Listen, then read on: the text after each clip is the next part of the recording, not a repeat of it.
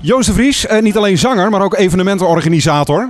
Toch heb je deze keer voor de verandering even weinig mee te maken. Hè? Je hoeft hier alleen maar op te treden. Ja, nee, dat klopt inderdaad. Ja, we hebben het inderdaad Herengewaard gehad. Zomertour Herengewaard. En ja, ik zit nog wel een beetje in zo'n roes. Want het was gewoon één groot festijn. Het was precies tijdens de voetbal ook nog eens een keer. En Nederland ging door tegen Chili. Dus ja, het was een fantastisch evenement. Ontzettend veel mensen op afgekomen. Dus ja, dat is echt leuk om te doen. En nu hier in Steenwijk, waar je dan op evenementenvlak even niks mee te maken hebt. Maar dan kun je lekker helemaal storten op je optreden zometeen natuurlijk. Ja, precies. Maar toch kijk ik zo achter de schermen wel een beetje mee natuurlijk. Van hoe ziet het er hier uit en hoe is het allemaal aangelegd. Ik weet bij ons bijvoorbeeld moet het hele evenemententerrein afgehekt zijn. En dat is hier dus niet zo, dus dat valt me meteen op.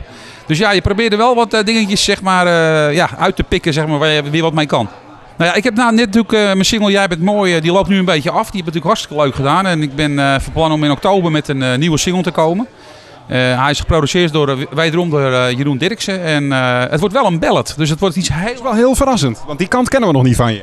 Nou ja, ik heb het in het verleden wel gedaan. Maar ja, een zanger die zeg maar een ballad uitbrengt. Maar dan echt een levensliedballad. Hè? Dus het is echt een tranentrekker om het zo maar te zeggen. En ja, ik heb er zin in.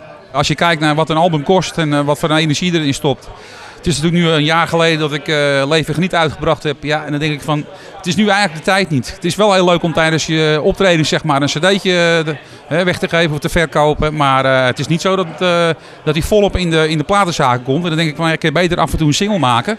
En die dan inderdaad na een tijdje, als je er weer genoeg hebt, een album van maken.